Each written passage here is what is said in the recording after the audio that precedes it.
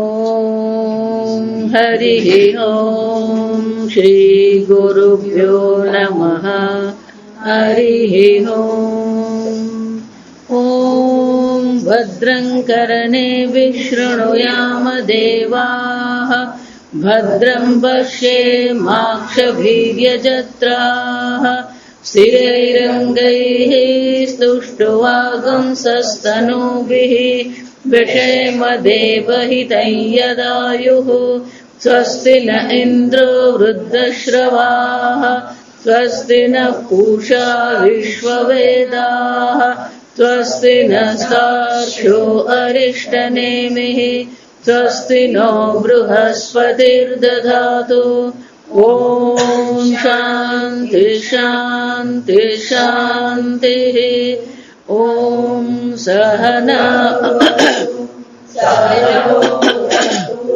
सह वीर्यं करवावहै, तेजस्विनावधीतमस्तु मा विद्विषावहै।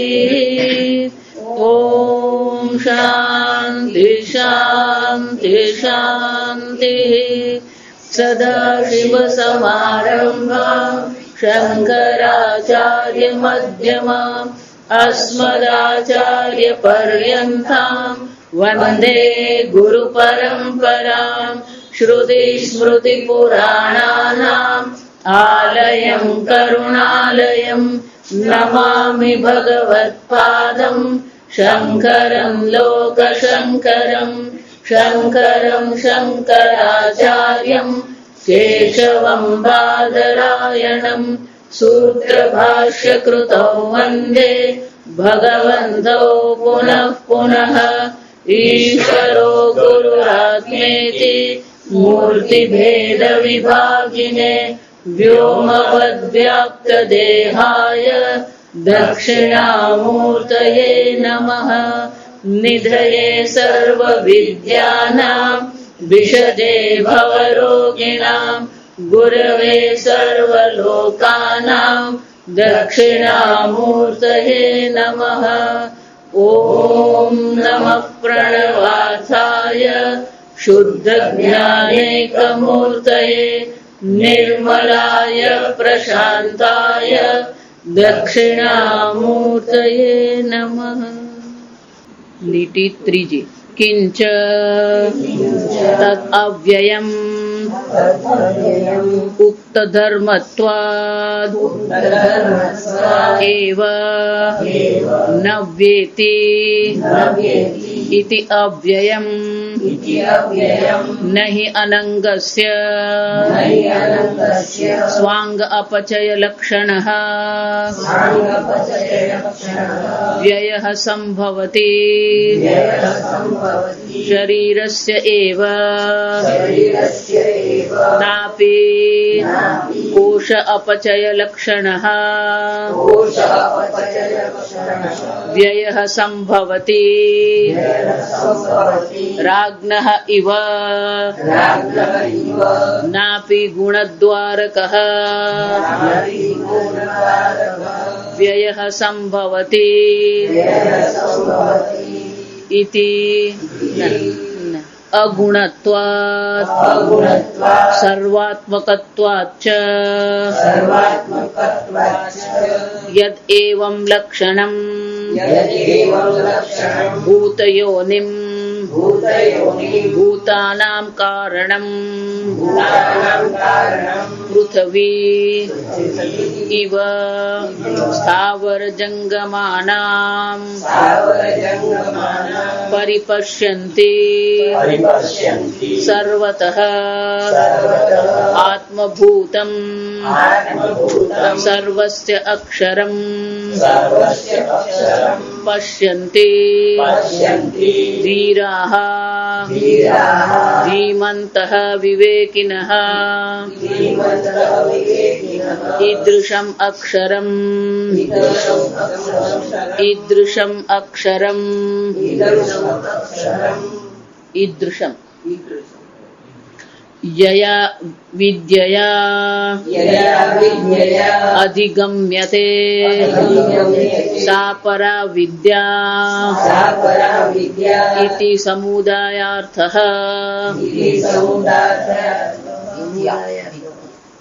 અંગીરા મુનિ અક્ષર બ્રહ્મના લક્ષણ દર્શાવે છે. જાતમાં ગલગોટો પીળો છે, ઘર મોટું છે અને વર્ણન કરવાનું. જા સમજો, વર્ણન કરીએ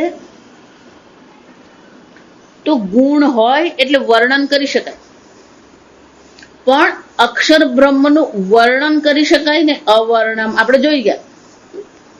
એટલે જ્યારે શ્રુતિ માતા આપણને આ અનેક શબ્દો દ્વારા સમજાવે છે, અદૃશ્યમ, અગ્રાખ્યમ, અવર્ણમ, નિત્યમ, સર્વગતમ, વિભુમ, આ બધા વર્ણન નહીં કહેવાય, શું કહેવામાં આવે? લક્ષણ કહેવામાં આવે. લક્ષણ દ્વારા એ બ્રહ્મ જ્ઞાન આપણને કરાવી રહ્યા છે. સામાન્ય રીતે તમે વાંચો ને બધા પુસ્તકો આ ઉપનિષદ, અક્ષર બ્રહ્મનું વર્ણન કરવામાં આવ્યું. અક્ષર બ્રહ્મનું વર્ણન થઈ શકે નહીં, એનું લક્ષણ કરવામાં આવે. એટલે પૂજ્ય સ્વામીજી બહુ સરસ કે અનફોલ્ડિંગ એટલે કે આપણે પ્રતિપાદન કરી શકીએ, એનું વર્ણન કરી શકીએ ને, એનું સ્વરૂપ શું છે એ વર્ણન આપણે કરી શકીએ, પણ શબ્દતઃ વર્ણન આપણે કરી શકીએ નહીં. અને એટલે કે છે કે આ પ્રકારથી નિત્યમ, વિભુમ, સર્વગતમ, સુસૂક્ષ્મમ, અવ્યયમ. તો કે અવ્યય કોને કહેવાય? શંકરાચાર્યજી બહુ વિસ્તારથી આપણને સમજાવે છે કે આ જગતમાં 3 પ્રકારના વ્યય શક્ય છે. એટલે કે છે અવ્યયમ શબ્દાદય આકાશાદિ વાયુદા નહીં કિંચ તદ અવ્યયમ ઉક્તમ ધર્મત્વાત. ઉક્ત ધર્મ એને એ નિત્ય છે, સર્વગત છે, વિભુ છે, અને એટલા માટે શું છે? આવા ધર્મ એટલે કે આવા લક્ષણ વાળું એ બ્રહ્મ હોવાથી એનો ક્યારેય વ્યય થતો નથી. જે નિત્ય હોય એનો વ્યય શક્ય નથી. જે સર્વગત એટલે કે સર્વવ્યાપી છે એનો પણ વ્યય શક્ય નથી. એટલું જ નહીં, શંકરાચાર્યજી કહે છે નહીં અનંગસ્ય સ્વાંગ અપચય લક્ષણ વ્યય સંભવતી શરીરસ્ય ઇવ. જેવી રીતે આ શરીર જે છે કેવું છે? સાવયવ. આ શરીરના અનેક અંગ છે. જ્યાં અંગ હોય એ અંગ તૂટવું કે અંગ પડી જવું એને કારણે પણ શું થાય? એનો વ્યય થયો કહેવાય. પણ આત્મા તો સર્વગત છે. તો સર્વગત જે હોય, સર્વવ્યાપી હોય, કેવું હોય? અનંગસ્ય. જો એટલે ભગવાનનું પણ એક નામ છે અનંગાય નમઃ. શંકર ભગવાન આ બધા નામ જે છે કે છે સ્વરૂપ છે. તમે આજે સહસ્ર નામનો પાઠ કરો, એમાં 3 પ્રકારના નામ આવે. ભગવાન શંકર એમ જયારે આપણે કહીએ તો ભગવાન શંકર કહીએ કે માતા અંબા કહીએ તો પહેલું જે પ્રકારના નામ છે એને સ્વરૂપ કહેવામાં આવે. અનીશ્વરાય નમઃ, અનંગાય નમઃ, અવ્યયાય નમઃ. તો આ બધા શું થયા? એ સચ્ચિદાનંદ ભગવાનનું જે સ્વરૂપ છે એ સ્વરૂપ નામ છે. પછી ત્રીજું જે છે, ત્રીજા એમના ગુણનો નીલકંઠાય નમઃ. તો એ ભગવાનના જે ગુણ જે છે, ભગવાનની જે વિશેષતાઓ છે એ વિશેષતાઓ આપણને દર્શાવવામાં આવે તો એને નામ કહેવામાં આવે. એટલે કે ગુણ નામ, સ્વરૂપ નામ જેમ છે એ રીતે શું થવાનું? ગુણ નામ છે. પછી લીલા નામ. માતાજી હોય તો શું છે? ભસ્માસુર મર્દનાય નમઃ, અઘાસુર નાશકાય નમઃ. તો આ શું છે? ભગવાનની લીલા છે. કૃષ્ણ ભગવાને, શંકર ભગવાને, માતાજીએ કયા કયા પ્રકારની લીલા કરી અને લીલા દ્વારા આ જગતનું કેવી રીતે રક્ષણ કરવામાં આવ્યું, એમ લીલા નામ પણ હોય. 3 પ્રકારથી હોય. સ્વરૂપ નામ હોય, ગુણ નામ હોય અને લીલા નામ. એટલે જયારે આપણે બધા વાંચીએ ને તો આ બધા સ્વરૂપ નામ હોય જ છે. જો સર્વગતાય નમઃ બહુ સુંદર છે. આ સમજો. એટલે આ બધા શબ્દો આપણે ત્યાં પેલા સહસ્રનામના વાંચતા જ હોઈએ, પણ આપણે પેલું ભગવાન પ્રત્યેની શ્રદ્ધાને કારણે પેલો બોલી જઈએ ખરા, પણ પેલો અર્થનું કઈ નહીં, ખાલી જગ્યા યાદ રાખવાનું. હવે આપણી બુદ્ધિમાં આ બધા શબ્દો આવે ત્યારે શું થાય, પેલી ખાલી જગ્યા જ હોય. એટલે શંકરાચાર્યજી કહે છે અવ્યય, જયારે આપણે આ શબ્દ શ્રવણ કરીએ તો આપણા મનમાં આ અર્થનું સ્ફુરણ થવું જોઈએ. આ અક્ષર બ્રહ્મ જે છે એ સર્વવ્યાપી છે, સર્વગતમ. જો સર્વવ્યાપી હોય તો એનો કોઈ વિશેષ અંગ હોય શકે નહીં. અને એટલે શંકરાચાર્યજી કહે છે અનંગસ્ય અક્ષરસ્ય. આ અનંગ જે છે કે અંગ રહિત જે અક્ષર બ્રહ્મ છે એનું શું થશે? સ્વાંગ અપચય લક્ષણ વ્યય ન સંભવતી.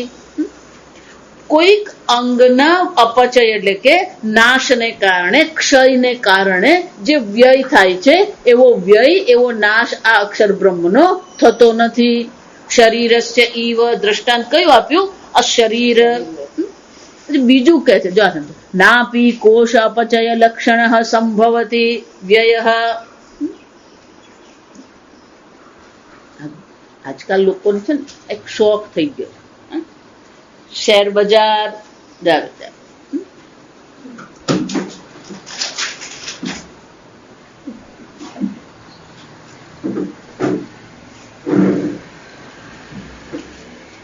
થોડા પૈસા વધારે હોય એટલે લોકો શું કરવા માંડે, પેલા શેર બજારમાં રોકે. શેર બજારમાં રોકે, આવડતું હોય ને ક્યાં રોકવાનું, કેટલા રોકવાનું, ક્યારે રોકવા. રોકતાય આવડવું જોઈએ ને વેચતાય આવડવું જોઈએ. કેટલાક લોકો છે ને એવું નસીબ લઈને આવ્યા, જ્યાં પેલો હાથ મૂકે ને ત્યાં શું થાય, એને સોનાની ખાણ જ હોય. અને કેટલાક લોકો જયારે રોકે ને ત્યારે પેલો ભાવ નીચો જાય. આ પેલો વેચે ને પછી ભાવ ઊંચકાય. એટલે 5 લાખ રૂપિયા રોકી દીધા શેરમાં, અને પછી જયારે વેચવા ગયો ત્યારે પેલા ભાવ ડાઉન ગયા ને એમ થયું કે આ તો બહુ જતા રહેવાના પૈસા, એટલે વેચી નાખ્યા ને પછી 100 રૂપિયા ઊંચકાઈ ગયા.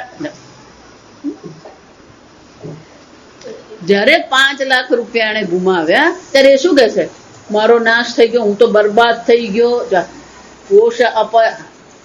કોશ અપચય. આ ધનનો નાશ થાય ત્યારે વ્યક્તિ શું કે છે, મારો નાશ થઈ ગયો. શંકરાચાર્યજી રાગનઃ ઈવ. આ રાજા રાજ્ય ક્યારે કરી શકે? પેલા રાજકોષમાં ધન હોવું જોઈએ. પેલો રાજકોષ જો ખાલી થઈ ગયો તો શું થવાનું? જો એટલે રાજા બનવું કે નેતા બનવું કે વડાપ્રધાન બનવું સહેલું નથી. અટલ બિહારી વાજપેયી જયારે વડાપ્રધાન બન્યા ને ત્યારે બધા બહુ ખુશ હતા લોકો. આ બધા સામાન્ય લોકો મળે ને, આ સમજો હાઈલી ઇન્ટેલિજન્ટ પીપલ, આ બધા બહુ બુદ્ધિશાળી હોય. એટલે જયારે બધું વાહ વાહ થયું, બધું પતી ગયું, આમ જયારે ઉત્સાહ, જે પેલો ઉત્સવ હતો ને બધો ઉત્સવ આમ પતી ગયો. પછી એક ઇન્ટરવ્યુ બહુ સરસ એ બોલ્યા કે હું તો એકલો છું. અમે કુંવારા જ હતા. જો એ અટલ બિહારી વાજપેયી હતા ને ત્યારે બધે જ કુંવારા હતા. અટલ બિહારી વાજપેયી કુંવારા હતા, પેલા રાષ્ટ્રપતિ અબ્દુલ કલામે કુંવારા હતા, ને આપણા ગુજરાતના મુખ્યમંત્રી નરેન્દ્રભાઈ મોદી કુંવારા હતા. જો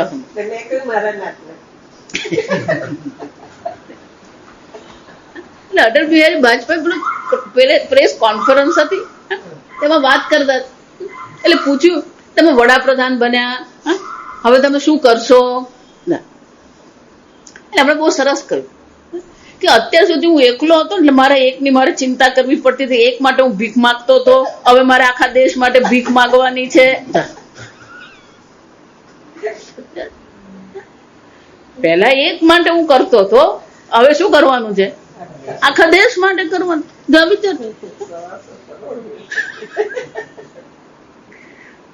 એ સામાન્ય જવાબદારી નથી. કોઈક જગ્યાએ પેલો વિજય લઈને આવે તો એને શું કરવાનું હોય? પ્રોત્સાહન આપવાનું હોય, વિજયને અભિનંદન પહોંચાડવાના હોય. બીજી જગ્યાએ આસામમાં રેલ આવી હોય એટલે ત્યાં શું કરવાનું? શોક સંદેશો મોકલવાનો. એટલે એને ખુશ થવું કે નારાજ થવું કઈ ખબર જ નહીં હોય. આ બધા સુખ દુઃખ થી તો શું કરવું પડે? ઉપર ઉઠી જ જવું પડે તો જ પેલો વડાપ્રધાન બને. આ સમજ. પણ પેલો રાજ કરી ક્યારે શકે? પેલું કઈક તો હોવું જોઈએ કોષમાં. એટલે અટલ બિહારી વાજપેયી એ જ કીધું કે આ 10 વર્ષ કરીને ખાલી કરી ગયા, હવે મારે શું કરવાનું છે? ભીખ જ માંગવાની છે. અત્યારે એ જ હાલત થઈ. તમે જુઓ તો આપણને તો કઈ કલ્પના જ નથી.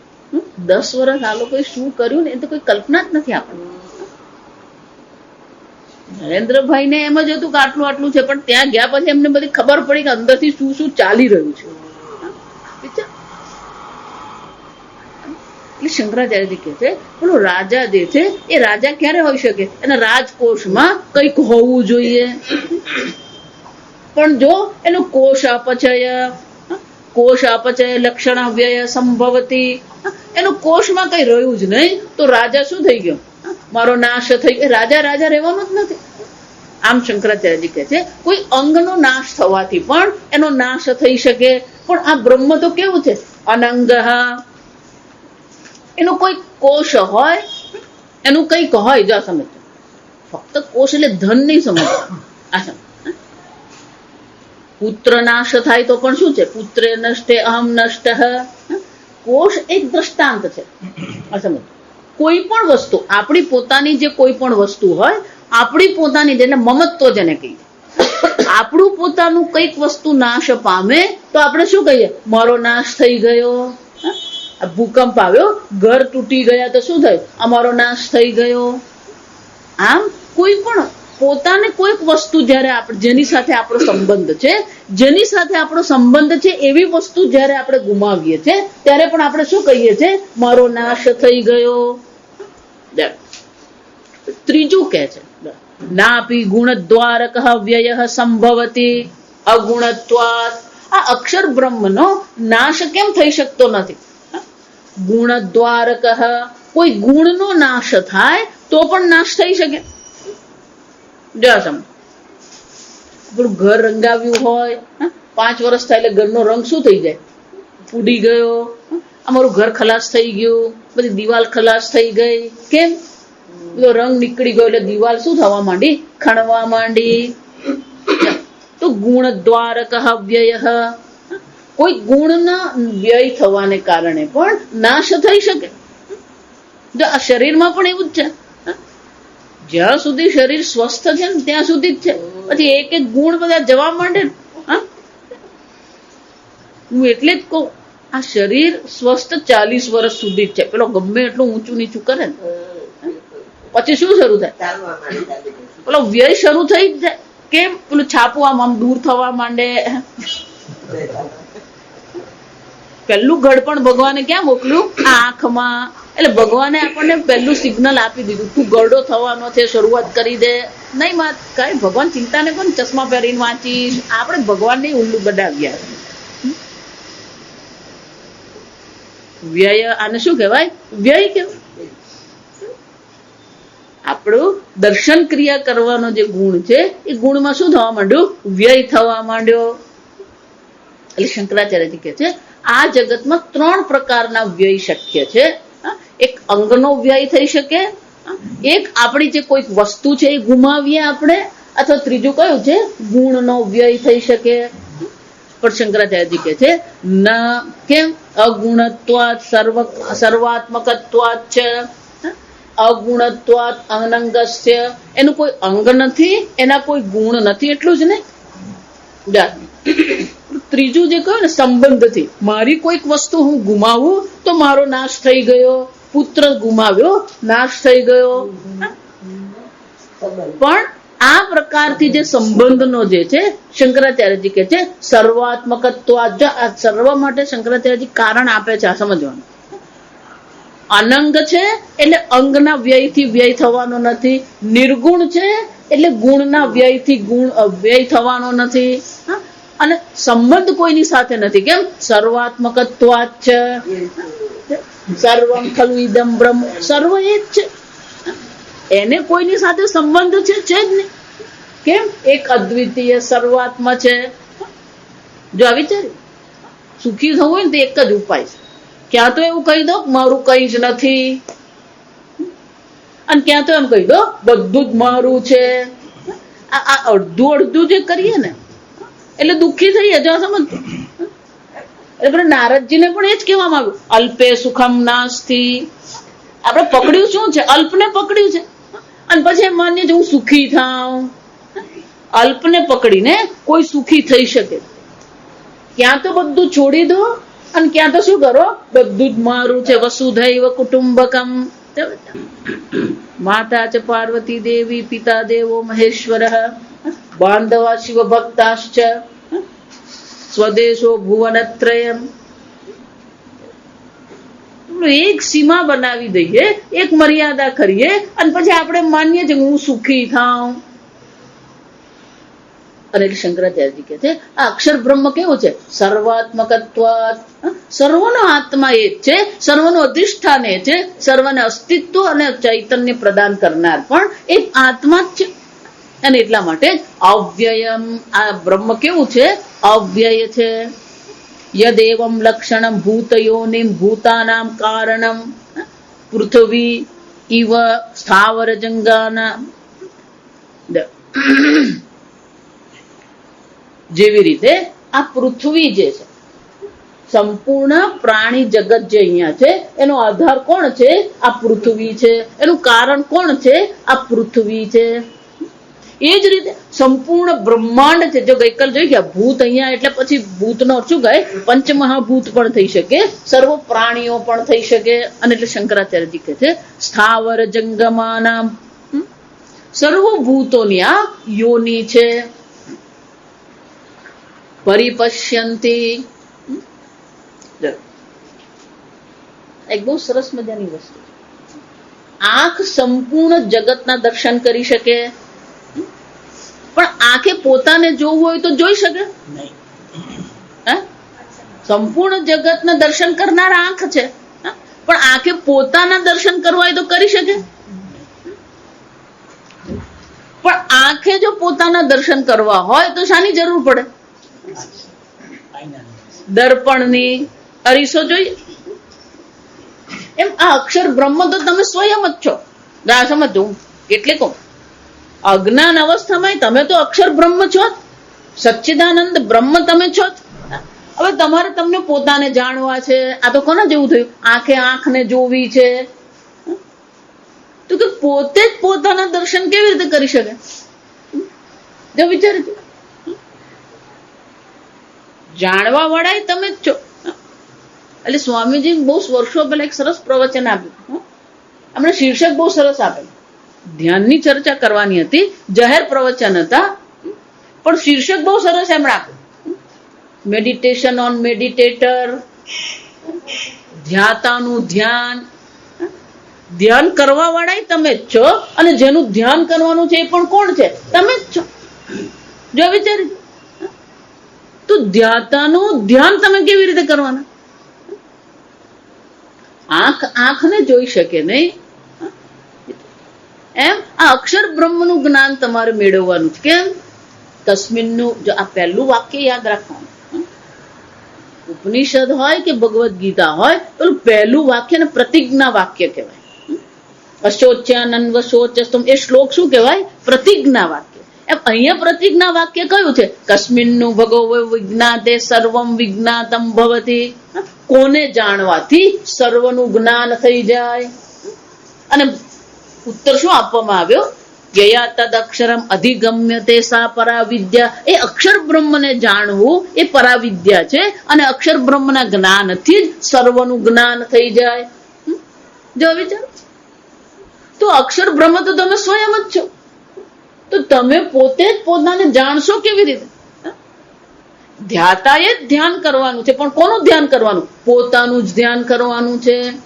સ્વામીજી એટલે બહુ સરસ કહ્યું, લોચન વિહીનાભ્યામ દર્પણમ કિમ કરિષ્યતિ. જેની પાસે આંખ નથી એને અરીસાનો કોઈ ઉપયોગ છે નથી. એ જ રીતે બુદ્ધિહીનાભ્યામ શાસ્ત્રમ કિમ કરિષ્યતિ. ચા પીને જવાનું સવારના.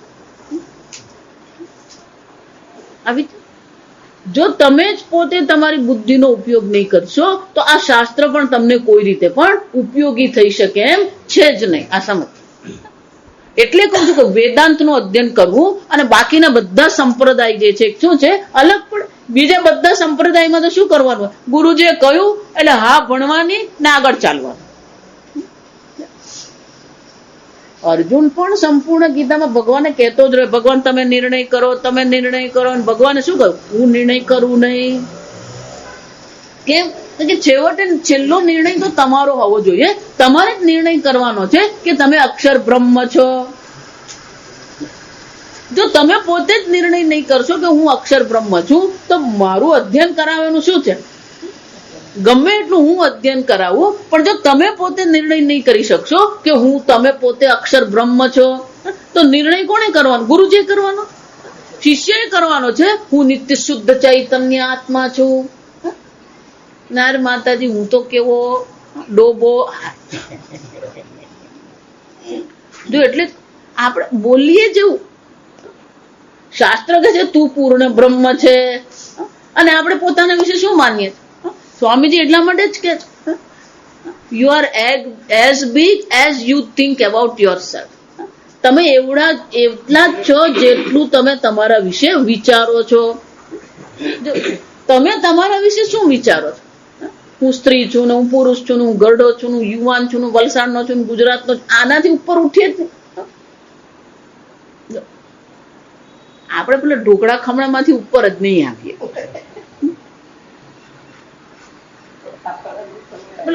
ઋષિકેશમાં જો આ સમજજો, આ બુદ્ધિ ઉપર ઉઠે જ નહીં. પેલા ઋષિકેશમાં તમે સાંભળ્યું છે કે આપણા વડાપ્રધાન નરેન્દ્રભાઈ સ્વામીજીને મળવા આવ્યા હતા.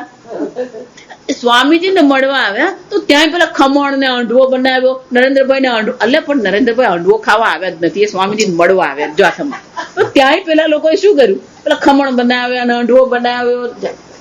આ બુદ્ધિ આપણી ફરીને ક્યાં આવીને ઉભી રહી જાય? ખમણ ટોકડા. જો સમ ચિંતન કોનું કરવાનું? નિશ્ચય યોક્તવ્ય, નિશ્ચયપૂર્વક એ અનુસંધાન કરવાનું છે.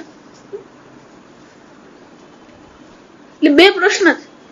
પહેલો પ્રશ્ન તો એ છે, જેમ આંખ પોતાને જોઈ શકે નહીં, એમ હું પોતાને કેવી રીતે જાણી શકું?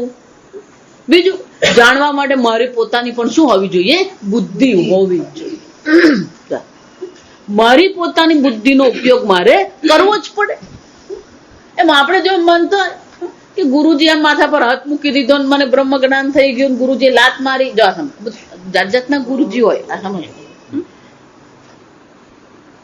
પૂજ્ય સ્વામીજી અમને હંમેશા કહેતા કે હું કહું ને એટલે ડોકું ધૂણાવવાનું નહીં.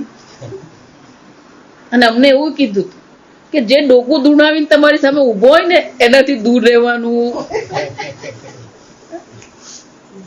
કેમ કે એ ડોકું ધૂણાવવા વાળો છે. એનો શું થાય? એ તમારી સાથે ડોકું ધૂણાવે એમ નહીં, પણ બીજાની સાથે ધૂણાવતો જ હોય.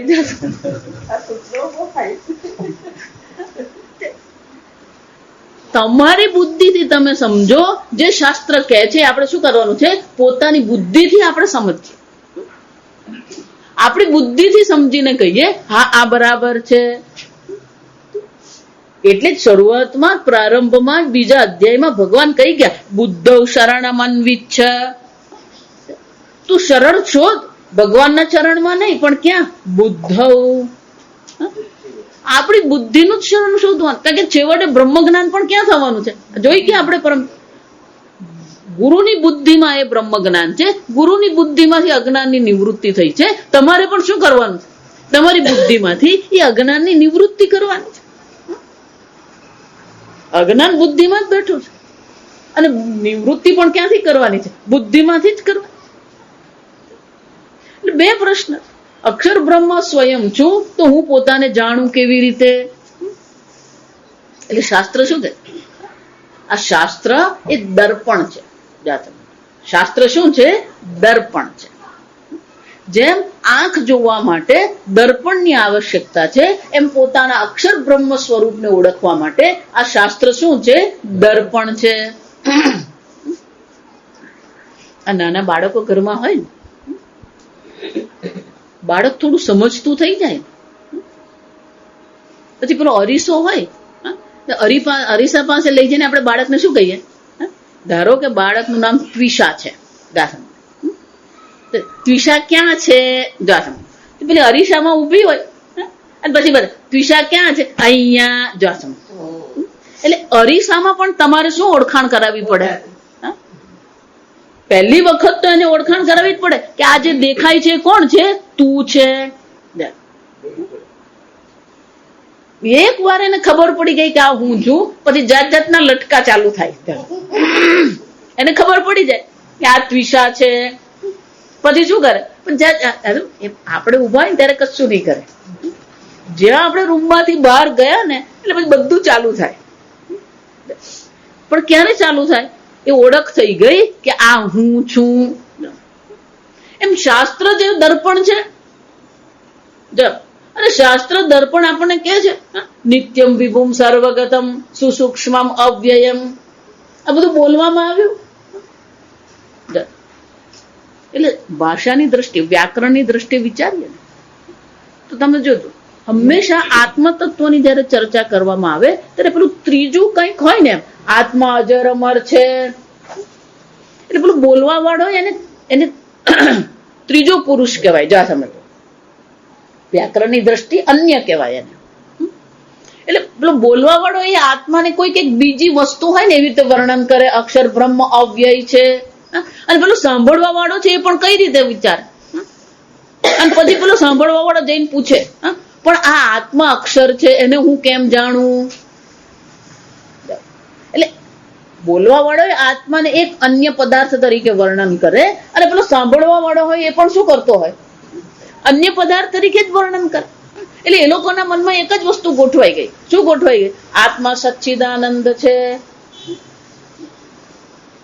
આત્મા સચ્ચિદાનંદ છે કે તમે સચ્ચિદાનંદ છો? આપણે પેલું લલ્લુ પાનવાળા યાદ રાખવાનું. આ બધા આ દ્રષ્ટાંત કામ આવે. આ વિચાર, બેંકનો મેનેજર આઉટ સ્ટેટ માંથી આવ્યો, અહીંયા કોઈ સગાવાલા હોય ને, પેલા 2 વર્ષ માટે પ્રમોશન માટે શું કરતા હોય એ લોકો? પેલું 2 વર્ષનું એ લોકો અહીંયા ઘડી નોકરી લઈ લે. પણ અહીંયા એની નોકરી છે, ઘર પરિવાર ત્યાં છે, એટલે આખો દિવસ કરવાનું છું, બેંકમાં કામ કરો. પછી સાંજ પડે એટલે નવરો થઈ જાય, પછી ખબર પડે નહીં શું કરવાનું. અને આ આપણા દેશની એક વિશેષતા, કોઈ પણ ગલીન નાકે જો ને તો એક લારી હોય, પાનવાળો હોય જ. બેંકના નાકા પર પણ શું હતી? એટલે પાનવાળો. એ પાનવાળો બહુ જાણીતો, લલ્લુ પાનવાળો. નામ શું છે? લલ્લુ પાનવાળો. એને ખબર પડી કે આ સાહેબ બહારથી આવેલા છે. એની પાસે બધા સમાચાર હોય. જો સમજ, ડીડી ટીવી પાસે જેટલા સમાચાર નહીં હોય ને એટલા પેલા પાનવાળા પાસે હોય. વલસાડના સમાચાર જાણવા હોય તો પેલા પાનવાળા પાસે 10 મિનિટ ઉભા રહી જવાનું, બધા સમાચાર મળી જાય. એટલે આ બિચારો મેનેજર નવરો પડે, કંટાળે એટલે ક્યાં ઉભો રહે? પેલો લલ્લુ પાનવાળો એક દિવસ બેંકમાંથી કંટાળેલો હોય, એટલે બપોર પડી એટલે કે ચાલો રિસેસ છે, ચાનો ટાઈમ થયો, એટલે પેલો પાનવાળા પાસે ગયો. એને મોઢા પરથી પેલા પાનવાળાને ખબર પડી ગઈ. આ પાનવાળા છે ને બધા સાયકોલોજીસ્ટ હોય, એને બધાને મોઢાને વાંચતા આવડતું. એને ખબર પડી ગઈ આ મેનેજર કંટાળેલો છે. સાહેબ ક્યાં હુઆ? જાને દો, આજ તો બિલકુલ दिन खराब हो गया. एक काम करो, मैं पान बना के देता हूँ, तब ठीक हो जाएगा. चलो बनाओ, पान बनाओ.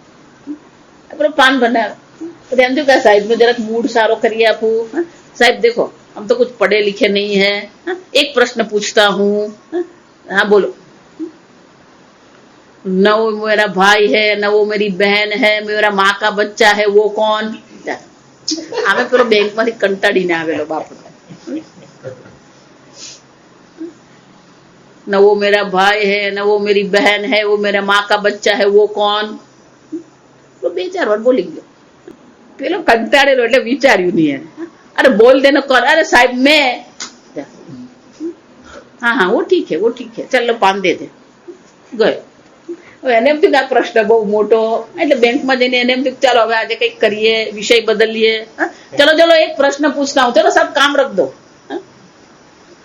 अरे हाँ बोलो बोलो साहब. न वो मेरा भाई है, न वो मेरी बहन है, वो मेरा माँ का बच्चा है, वो कौन? तो પેલા બીજા બધા એક બુદ્ધિ તો બંધ કરી દીધી હોય. જાણે માણસ ભણે અને નોકરીએ લાગે ને ત્યાં સુધી બુદ્ધિ વાપરે, બાકી તો પછી શું કરવાનું હોય? બુદ્ધિની જરૂર પડે જ નહીં. જો સમજો, પછી રોટલી વણવાની હોય કે બેંકમાં ક્લાર્કની નોકરી કરવાની હોય કે કોઈ પણ કામ કરવું, બુદ્ધિની જરૂર પડે જ નહીં. કેમ? એકનું એક જ કરવાનું હોય. જા વિચારી, પેલો ફિઝિક્સ નો પ્રોફેસર ભલે કહેવાતો, પણ દર વર્ષે જે ભણાવે એ તો શું ભણાવવાનું હોય? એ 25 વર્ષ નોકરી કરે તો ભણાવવાનું તો એનું એ જ હોય. એટલે બુદ્ધિ કઈ વાપરવાની જરૂર પડે જ નહીં. જો એટલે એક વાર બેંકમાં નોકરી લાગી ગઈ પછી બુદ્ધિ વાપરવાની હોય જ નહીં, કેમ પેલું પ્રમોશન મળવાનું જ છે. એટલે સાહેબ કુછ પતા નહીં ચલતા, બધું અરે વો લલ્લુ પાન વાલા, એને શું કહેવાનું હતું? એમાં આપણે પણ આત્મા કોણ છે? સચ્ચિદાનંદ બ્રહ્મ કોણ છે? લલ્લુ પાન વાલા. સ્વામીજી કે તમે પોતે જ છો. જેમ અરીસામાં પોતાના પ્રતિબિંબને જોઈને કોઈને કંટાળો નહીં આવે, એમ શાસ્ત્ર અધ્યયનમાં ક્યારેય આપણને કંટાળો આવવો જોઈએ નહીં. કારણ કે ત્યાં વર્ણન કોનું કરવામાં આવી રહ્યું છે? તમારું જ છે. જે વર્ણન કર્યું એ તમારું જ છે. નિત્યમ, તમે નિત્ય છો. ગીતામાં ભગવાન જયારે એમ કે છે અજો નિત્ય શાશ્વતો એમ પુરાણ, તો કોને કહ્યું? આત્માની ચર્ચા કરી તમારી. જો સમજ, એટલે હું સંસ્કૃતમાં એને આત્મા કહેવાય, ગુજરાતીમાં હું કહેવાય. આ સમજ.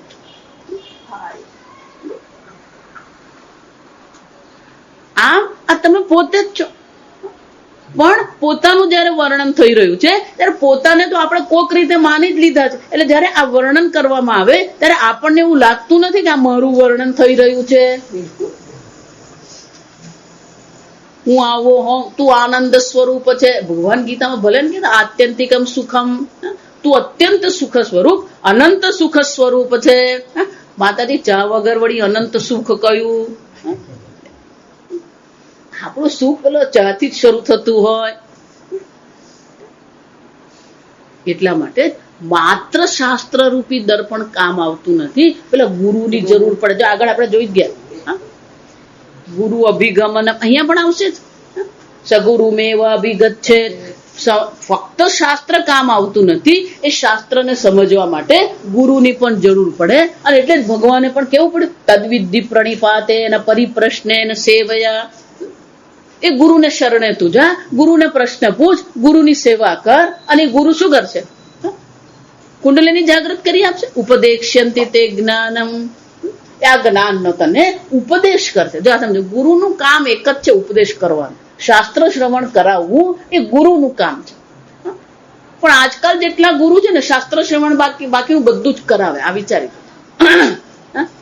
આજકાલના 90% સંપ્રદાય જે છે એ બધા સંપ્રદાય શાસ્ત્રને તો શું કરી દીધું છે? બાયપાસ જ કરી દીધું છે. એ લોકો એમ જ માને કે શાસ્ત્રની કઈ જરૂર છે જ નહીં. દરેકે પોતપોતાના પેકેજ બનાવી દીધા. એનો અર્થ શું થાય? પોતાને જાણવું હોય તો શાસ્ત્ર આવશ્યક છે, અને શાસ્ત્ર અધ્યયન કરવું હોય તો ગુરુની આવશ્યકતા છે. અને એ ગુરુ કોણ છે? એના પણ ગુરુ છે. એના એ કોણ છે? એના પણ ગુરુ છે. એટલે જ આપણો પહેલો શ્લોક કયો છે? વંદે ગુરુ પરંપરા. આ ગુરુની પરંપરાને આપણે વર્ણન કરીએ, પ્રણામ કરીએ. ગીતામાં ભગવાને શું કહ્યું? એવમ પરંપરા પ્રાપ્તમ. આ જ્ઞાન કેવું છે? પરંપરાથી પ્રાપ્ત. એનો અર્થ શું થયો? આ અક્ષર બ્રહ્મને જાણવું હોય તો શાસ્ત્ર જરૂરી છે, ગુરુ જરૂરી છે. એક સમજો બરાબર. બીજું,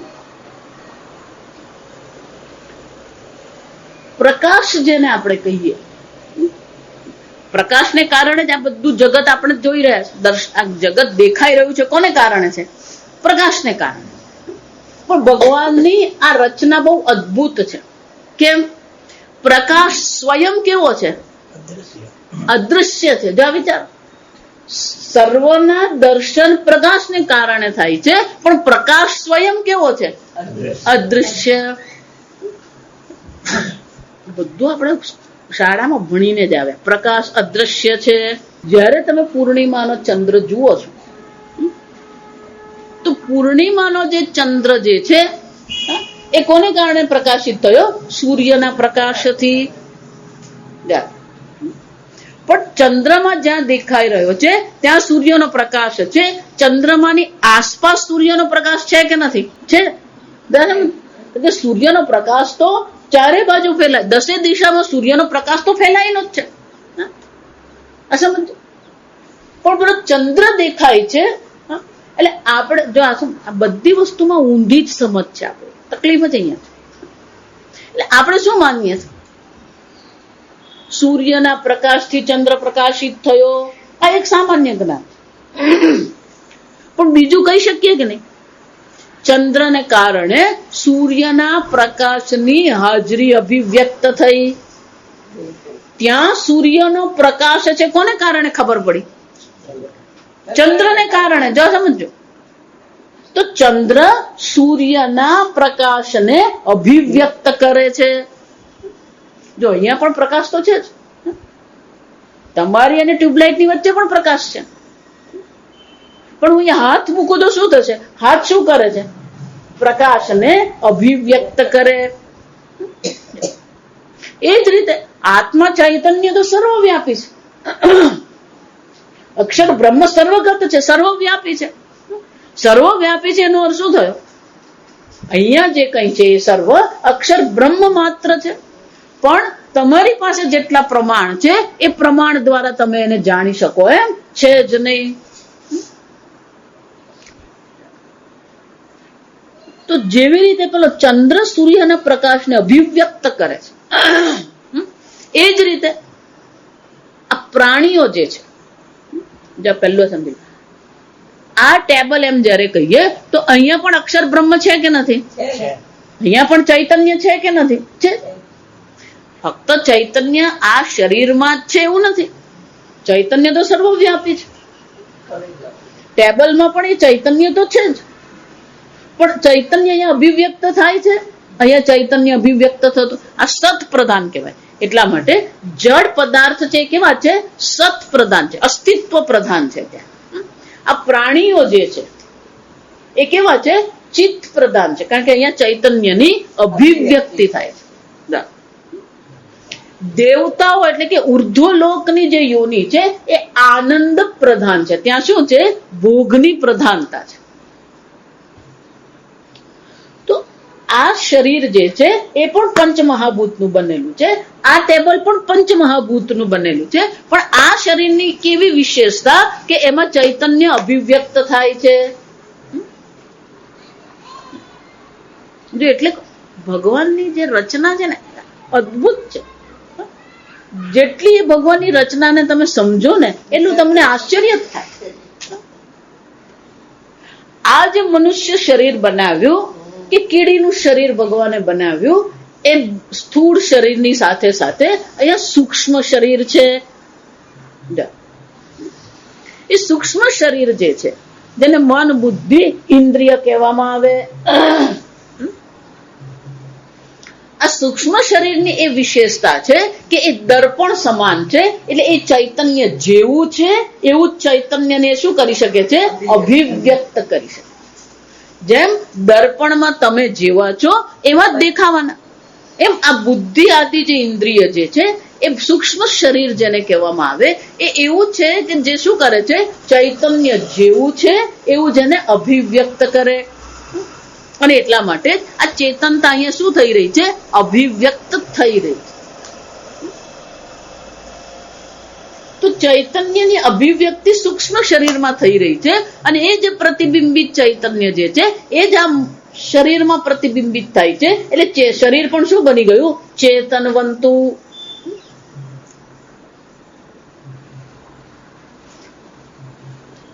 તો એનો અર્થ શું થયો? જેમ સૂર્યના પ્રકાશની અભિવ્યક્તિ ચંદ્ર કરે છે એમ ચૈતન્ય આત્માની અભિવ્યક્તિ કોણ કરે છે? આ બુદ્ધિ અને ઇન્દ્રિય કરે છે. એટલા માટે ગુરુને જેની જરૂર છે ને એ પેલા શિષ્યની બુદ્ધિની જરૂર છે. જે શિષ્યની બુદ્ધિમાં એ જ્ઞાન કરાવી શકે. એટલે ગીતામાં ભગવાન શું કહે? સુખમાત્યંતિકમ યત્તત. એ જે બ્રહ્મ છે, એ જે આત્મા છે એ આત્યંતિક સુખ સ્વરૂપ છે. પણ કેવું છે? બુદ્ધિગ્રાહ્યમ અતિન્દ્રિયમ. એ ઇન્દ્રિયથી પર છે પણ એ કેવું છે? બુદ્ધિગ્રાહ્યમ. એ બુદ્ધિથી ગ્રહણ થઈ શકે. અને એટલા માટે શાસ્ત્ર જરૂરી છે, કારણ કે દર્પણ છે. ગુરુ જરૂરી છે શાસ્ત્ર અધ્યયન માટે, પણ ગુરુ પણ શાસ્ત્ર અધ્યયન ક્યારે કરાવી શકે? પેલી બુદ્ધિ પણ ઉપલબ્ધ થવી જોઈએ. આમ આ ત્રણ વસ્તુ હોય તો જ પેલું અક્ષર બ્રહ્મનું જ્ઞાન થઈ શકે. પૂજ્ય સ્વામીજી બહુ સરસ, આને સેટઅપ કહેવાય. ગાથા મંત્ર આખો સેટઅપ છે કે શાસ્ત્ર છે, ગુરુ છે અને શિષ્યની બુદ્ધિ ઉપલબ્ધ છે તો બ્રહ્મ જ્ઞાન થઈ શકે. જો આ સેટઅપમાં ક્યાંક આમ તેમ થઈ ગયું તો પેલું બ્રહ્મ જ્ઞાન થવું અશક્ય થઈ જાય.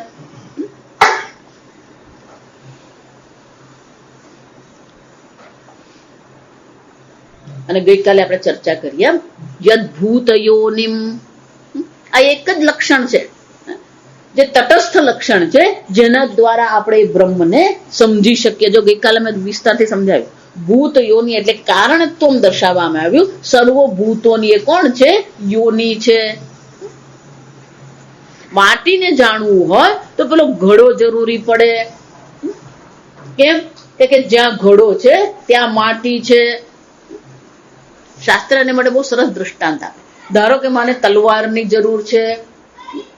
આ રાજા મહારાજાઓ હોય ને એ લોકો પેલી તલવાર રાખે, પણ તલવાર ક્યાં છે? મ્યાનમાં. તો તલવાર શોધવાની હોય તો તલવાર શોધવાની નહીં, પણ શું શોધવાનું? મ્યાન શોધવાનું. બોલપેન ની જરૂર છે તો બોલપેન શોધવા માટે શાની જરૂર પડે? પેલો કંપાસ શોધવાનો. એ જ રીતે આ બ્રહ્મને જાણવું છે. યદભૂત યોનિમ, સંપૂર્ણ જગતનું એ કારણ છે. શંકરાચાર્યજી બહુ સરસ કહે, પૃથ્વી ઈવ સ્થાવર જંગમાનામ કારણમ. સંપૂર્ણ જગતનું એ કારણ છે. આ પહેલું પગથિયું. જો આ સમજ, કારણ સ્વરૂપે પહેલા અક્ષર બ્રહ્મને સમજીએ. એકવાર કારણ સ્વરૂપે સમજી લીધું અને એ અક્ષર બ્રહ્મને સમજી લીધા પછી ધીમે રહીને શું કહેવાનું? એ કોઈનું કારણ નથી.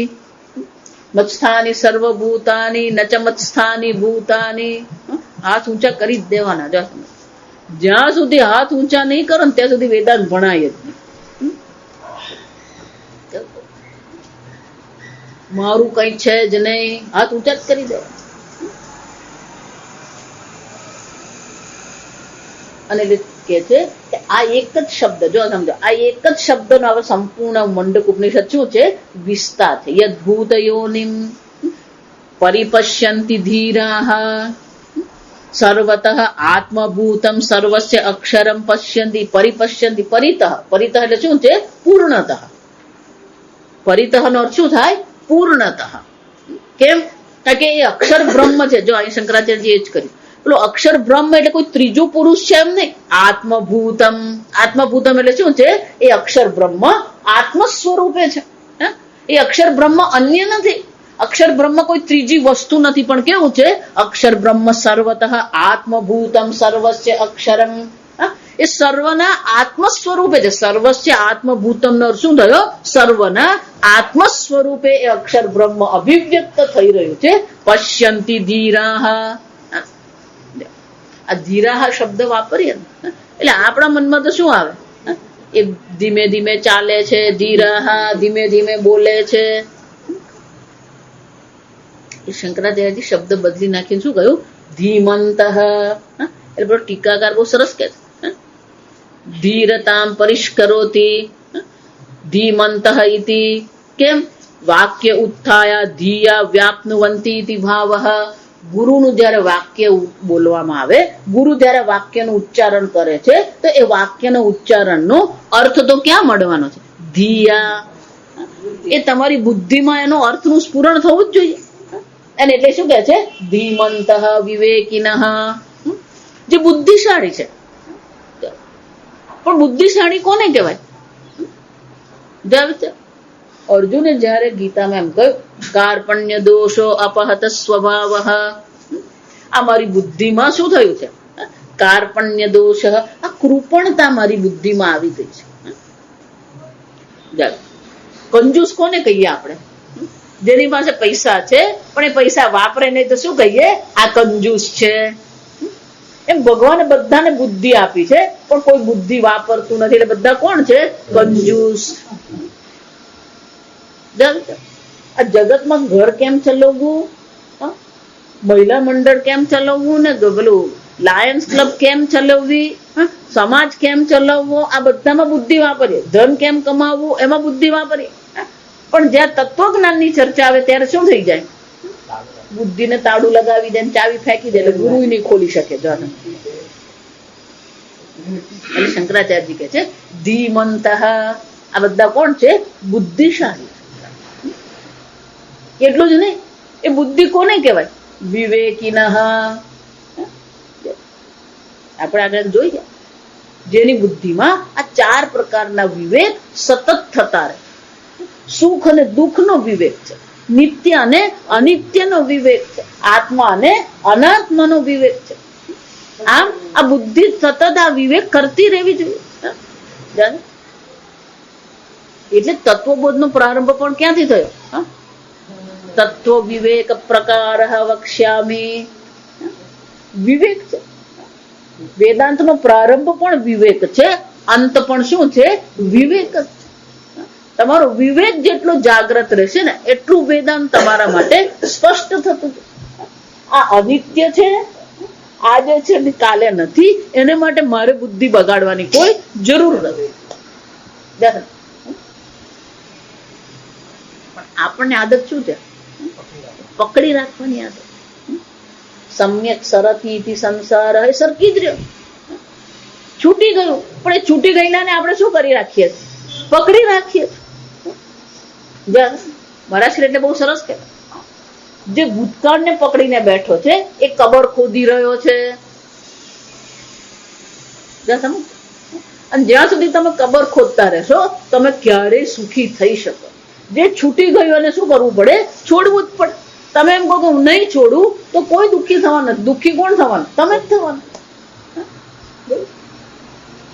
અને જે ભવિષ્યની કલ્પના કરી રહ્યો છે, શું કરી રહ્યો છે? ગંધર્વ નગરી, એ વાદળમાં શું કરી રહ્યો છે? નગરી બનાવી રહ્યો છે. બુદ્ધિ આપણી કેવી હોય? વિવેકી હોય. વર્તમાન કાળ તમારી પાસે છે, બાકીની કોઈ વસ્તુ તમારી પાસે. જે વર્તમાનમાં છે ને એ જ તમારું છે. ભૂતકાળમાં હતું ને એ ગયું, ભવિષ્યનું હજી આવ્યું નથી. જે અત્યારે તમારી પાસે છે એ શું છે? આ વર્તમાન કાળ તમારી પાસે. આ વિવેક થવો જોઈએ. નિત્ય અને અનિત્ય શું છે? આત્મા અને અનાત્મા શું છે? અને એટલે શંકરાચાર્યજી કહે છે પરિપશ્યંતિ ધીરાહ. શ્રુતિ માતા કહે છે પરિપશ્યંતિ ધીરાહ. જે વિવેકી જન છે એ ખૂબ સારી રીતે આ અક્ષર બ્રહ્મને જુએ છે. અહીંયા જુએ છે એટલે પછી આ આંખને નહીં લાવીને મૂકવાનું. જુએ છે એનો શું થાય? એ સમજે છે. આમ શ્રુતિ માતાએ સંક્ષેપમાં આપણને અક્ષર બ્રહ્મ શું છે જણાવ્યું. એટલે શંકરાચાર્યજી કહે છે ઈદૃશમ અક્ષરમ. આ પ્રકારનું અક્ષર બ્રહ્મ યયા વિદ્યા, જે વિદ્યા દ્વારા આપણે જાણીએ છીએ, સા પરા વિદ્યા ઇતિ સમુદાયાર્થ. આમ જે વિદ્યા દ્વારા બુદ્ધિમાં આપણને એ અક્ષર બ્રહ્મનું જ્ઞાન થાય છે, એ અક્ષર બ્રહ્મનું જ્ઞાન કરાવનારી એ વિદ્યા જે છે એને પરાવિદ્યા કહેવામાં આવે. શંકરાચાર્યજી કહે છે સમુદાયાર્થ એટલે કે આ જેટલા પણ અક્ષર બ્રહ્મનું લક્ષણ જે દર્શાવવામાં આવ્યા એ સર્વ કોનું કયું જ્ઞાન છે? પરાવિદ્યા છે. અવ્યયમ કહીએ એ પણ પરાવિદ્યા છે, નિત્યમ કહીએ એ પણ પરાવિદ્યા છે. આ સમજો, આ બધા શું છે? અદૃશ્યમ અગ્રાહ્યમ. જો આ એક જ મંત્ર યાદ રહી જવું જોઈએ. આ જ મંત્રનો વિસ્તાર પછી શ્રુતિ માતા આગળ આપણને કરશે. અદૃશ્યમ અગ્રાહ્યમ અવર્ણમ અચક્ષુશ્રોત્રમ અપાણીપાદમ નિત્યમ વિભુમ સર્વગતમ અવ્યયમ યદ્ભૂતયોનિમ પરિપશ્યંતિ ધીરાહ. શંકરાચાર્યજી કહે છે આમ સમુદાય અર્થ એટલે કે આપણે સંક્ષેપમાં શ્રુતિ માતાએ આ દર્શાવ્યું. હવે આપણે વિસ્તારથી આગળ જોઈશું. કારણ કે જ્યાં પેલો યદ્ભૂત યોનિમ કહ્યું ને, તો આ અક્ષર બ્રહ્મ સર્વભૂતોની યોની એટલે કે કારણ કેવી રીતે છે એ હવે પછીના મંત્રમાં શ્રુતિ માતા આપણને દર્શાવશે.